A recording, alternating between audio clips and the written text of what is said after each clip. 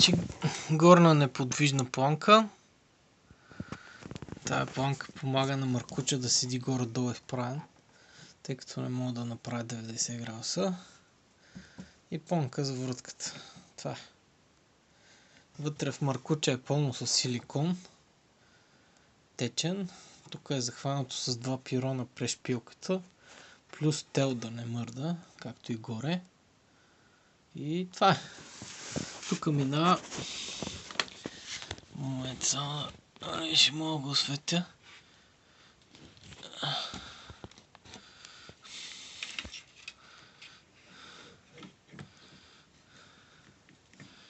Тук минава през старото ухо на дълбокомера на фрезата. Предполагам, че се вижда. Навита е резба осмица и слиза долу до планката.